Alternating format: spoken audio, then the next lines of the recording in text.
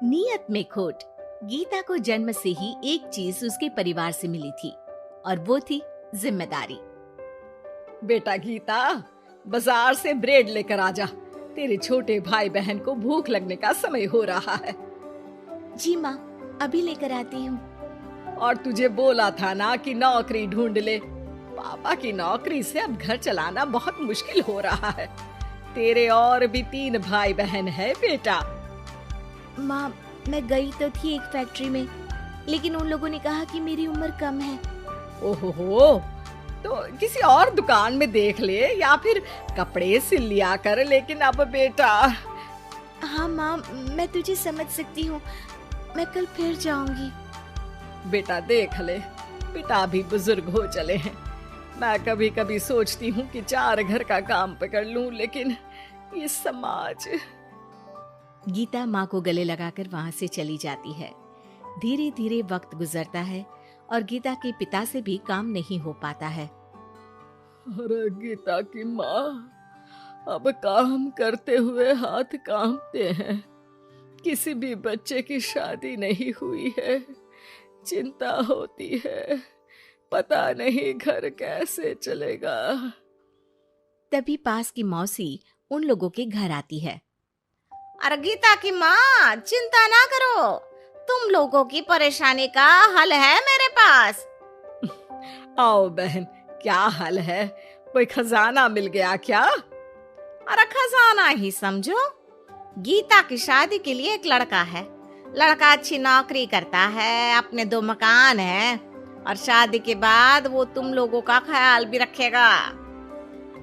ऐसा क्या देख लिया गीता में उसने जो इतना सब करने को तैयार है?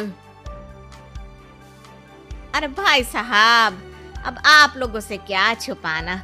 लड़के की पहली बीवी का स्वर्गवास हो चुका है और 2 छोटे बच्चे भी हैं। अरे क्या बोल रही हो मौसी? नहीं नहीं, मैं ऐसी जगह अपनी गीता की शादी नहीं करूंगी। हाँ, मैं भी गीता को किसी ऐसे घर में नहीं भेजूंगा जहाँ 2 बच्चे पहले ही हो। देखो, गीता मेरी भी बेटी जैसी ही है। अरे लड़का बहुत ही शरीफ है, हो सकता है उसके भाग्य में गीता हो। वो याद नहीं, बच्चे इतने छोटे हैं कि असली माँ और सौतेली माँ में फर्क भी नहीं समझेंगे। अरे लेकिन गीता ही क्यों? क्योंकि गीता को मैं जानती हूँ, कोई दूसरी लड़की उन बच्चों का जीवन खराब कर देगी।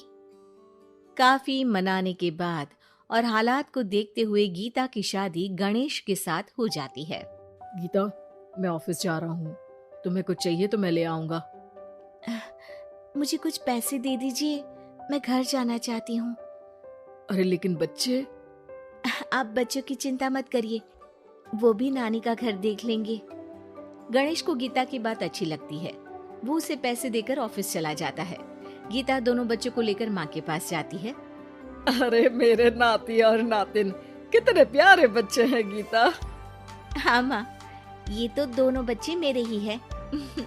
चलो जाओ, अपने मामा और मौसी के साथ खेलो। फिर क्या था, गणेश के बच्चों को ननिहाल और गीता को अपने घर को पालने के लिए गणेश का सहारा मिल जाता है। माँ, ये पैसे ले ले, इनसे तू घर की टूटी छत बनवा लेना और राशन डाल लेना। और हाँ, मैं ना ये कपड़े भाई बहनों के लिए लाई हूँ। धीरे धीरे गीता का घर भी संवरने लगता है। वो अपने ससुराल में भी अच्छे से रहती है और फिर गीता को एक बेटा होता है। गीता, तुम चाहो तो अपनी माँ को यहाँ मदद के लिए बुला सकती हो। फिर क्या था, गीता की माँ बेटी के घर आ जाती है। लेकिन अब उसकी माँ गीता के बेटे और गणेश की पहली बीवी के बेटे से भेदभाव करने लगती है। अरे सारा दूध तू ही पी जाएगा, चल छोटे भाई को दे गिलास। लेकिन नानी, ये तो मेरा दूध है, वो अपना ग्लास खत्म कर चुका है। अरे चुप, बिल्कुल चुप, बड़ा आया मेरा गिलास वाला। तभी वहाँ गीता आ जाती है।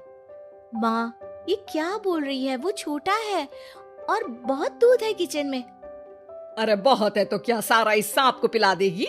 अपने बेटे का ख्याल रख, कल को तेरे 2 घर में से एक का हक मांगेगा तो क्या करेगी? माँ, तो दोनों का ही तो हक है ना प्रॉपर्टी में। अरे ना बेटा, सारा हक इस छोटे का है, तो समझती नहीं, कल को बड़ा होकर ये तेरे बेटे को जान से भी तो मार सकता है। अब माँ सारा दिन गीता को गणेश की पहली पत्नी के खिलाफ कान भरती। अब गीता भी माँ के रंग में रंग जाती है। एक दिन, सुनिए ना, हम लोगों के 2 घर हैं, एक घर क्यों ना मेरे बड़े भाई को दे दे, उसकी शादी हो गई है। और फिर हमारे तो दोनों बच्चे छोटे हैं, बड़े होंगे तब तक तो वो घर हमारे काम का नहीं है ना जी। सीधा साधा गणेश क्या कहता, वो मान जाता है और फिर गीता का भाई उसके एक मकान में शिफ्ट हो जाता है। गणेश के ऑफिस जाने के बाद गीता गणेश की पहली पत्नी के बेटे से कहती है, सारा दिन खेलते रहते हो, पढ़े नहीं तो काम पर लगा दूंगी, समझे? बेटा, जो अब सौतेली माँ से सहम चुका था, एक फैक्ट्री में जाता है। साहब कुछ काम मिलेगा? बेटा, मुझे एक ऑफिस बॉय की जरूरत है, लेकिन तुम तो अच्छे घर के लगते हो। हाँ हूँ बे, लेकिन फिलहाल काम की तलाश है। बेटा एक फैक्ट्री में चपरासी बन जाता है और एक दिन दुखी गणेश का स्वर्गवास हो जाता है। अब तो तेरे पापा भी नहीं रहे, चल निकल इस घर से। अरे क्या बोल रही है बहन, इस घर में इसका कानूनी अधिकार है, कहीं कोर्ट कचहरी का चक्कर लगा तो तू इस घर की भी नहीं रहेगी।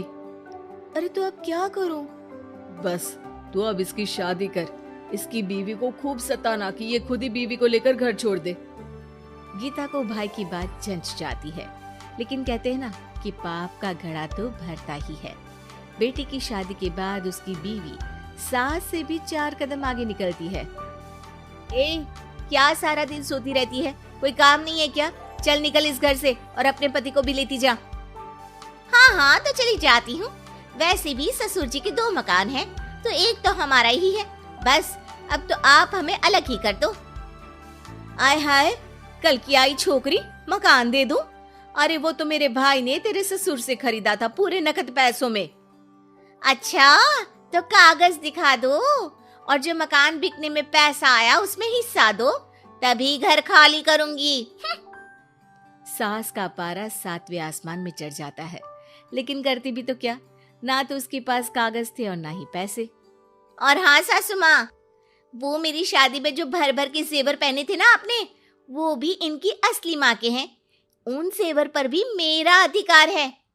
देखा था मैंने अपनी पहली सास के फोटो में वो गहने पहने हुई, कितनी सुंदर थी वो, कितना जच रहा था उन पर ये सब। सास तो बहू की बात सुनकर दंग रह जाती है। हे भगवान, ये तो बहुत ही तेज है, इससे पंगा लूंगी तो ना घर की रहूंगी ना गहनों की, और पैसे भी हाथ से चले गए। अब क्या था, गीता को सालों बाद उसका तोड़ मिल जाता है। अब घर में सुख शांति हो जाती है।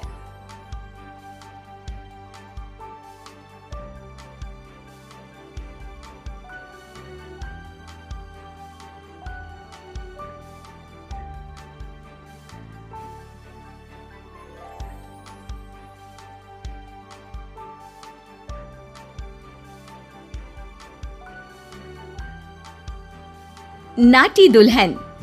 मयंक की बीवी नेहा की हाइट बहुत ही कम थी। वो इतनी नाटी थी कि लोग उसका कई बार मजाक बना देते।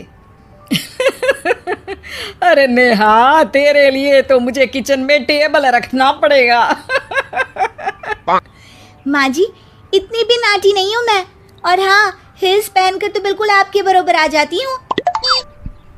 अरे तेरे पापा ने महंगी कार का लालच दे दिया, वरना तो मेरे बेटे के लिए लंबी लंबी लड़कियों की लाइन लगी थी।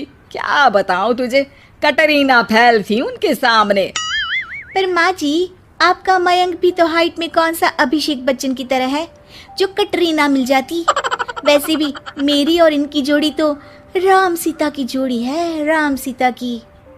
एक दिन सभी खाना खा रहे होते हैं, तभी माँ, दाल बहुत अच्छी बनी है, जरा और देना। रुको जी, मैं लेकर आती हूँ, किचन में है, वैसे भी मैं खड़ी ही हूँ। ये सुनकर सास हंसने लगती है। तुम खड़ी हो या बैठी, एक जैसी लगती हो। बस कीजिए जी, अभी हिल्स नहीं पहनी है, वैसे भी हिल्स पहनती हूँ तो आपके बराबर ही लगती हूँ। एक दिन नेहा सब्जी लेने बाहर निकलती है तो पड़ोसन कहती है, अरे देखो देखो कितनी नाटी है, मयंक तो दिखने में अच्छा है, हाइट भी ठीक ठाक है, फिर क्या जरूरत थी ऐसी नाटी बहू लाने की। दहेज बहन दहेज, अंधे हो गए थे पैसों के पीछे, अब करे जगह साई। दोनों की बात नेहा सुन लेती है और उसे बहुत गुस्सा आ जाता है।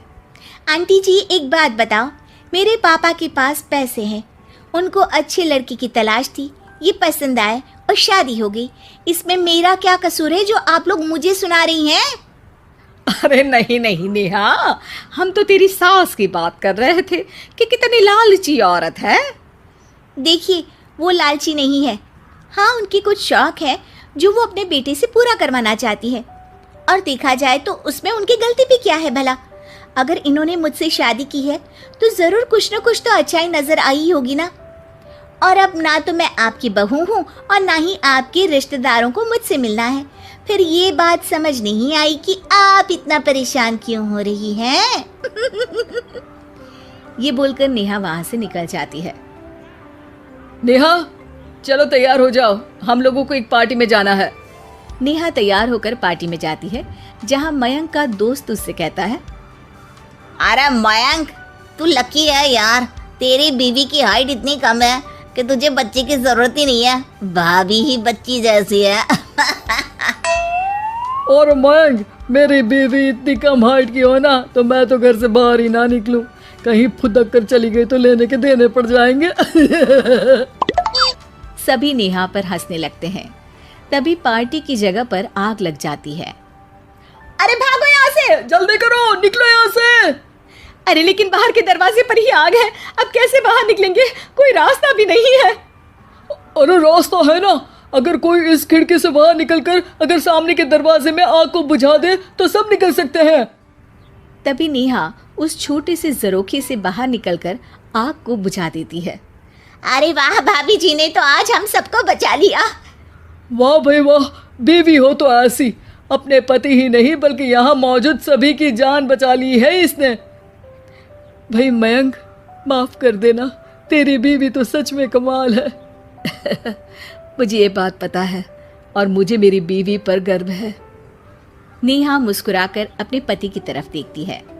कुछ दिनों बाद जब नेहा और उसकी सास मार्केट जाती है, वहां पर अरे भैया ये कपड़ा तो देना, कितने का पड़ेगा?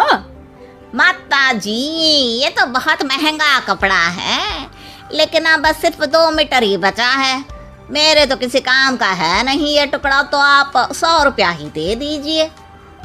अरे भैया तो मैं क्या करूंगी इस टुकड़े का, लेकिन वैसे है बड़ा ही सुंदर। तभी नेहा बोल पड़ती है, इसमें तो मेरी पूरी ड्रेस बन जाएगी। ये कहकर वो कपड़ा ले लेती है। अगले दिन नेहा वो ड्रेस पहनकर सास के सामने आती है। अरे वाह नेहा, ये ड्रेस तो बहुत ही सुंदर लग रही है, बड़ी महंगी होगी ना? अरे कपड़ा तो मैंने ही पसंद किया था, बस पूरा नहीं था तो इसने ले लिया। सिर्फ 200 रुपये की ड्रेस है ये पूरी। देखो माँ जी, नाटी होने का भी कम फायदा नहीं है। जैसे तैसे दिन कट रहे थे। सास और पड़ोसियों के मजाक बनाने का सिलसिला चल ही रहा था कि एक दिन मोहल्ले से जोर जोर से आवाज आती है, हाय रे मैं मर गई, भगवान मैं क्या करूं। अरे क्या हुआ? देखते हैं तो सभी एक हॉल के सामने भीड़ लगाकर खड़े हैं। मेरा बेटा प्रिंस गड्ढे में गिर गया है। पड़ोसन जोर जोर से रोने लगती है कि तभी वहां नेहा आ जाती है। रोइए मत, मैं प्रिंस को लेकर आती हूँ। ये बोलकर नाटी सी पतली सी नेहा गड्ढे में घुसकर बच्चे को बाहर ले आती है। अब क्या था, एक बार फिर नेहा के लिए पूरा मोहल्ला तालियां बजाता है। मुझे माफ कर दो नेहा, मैंने तुम्हारी हाइट का कितना मजाक उड़ाया था। कोई बात नहीं मौसी, प्रिंस ठीक है, ये बात है। अब वो दिन आता है जब सास नेहा की तारीफ करती है। वाह बहू वाह, तेरी तारीफें सुन सुनकर तो मैं खुश हो गई।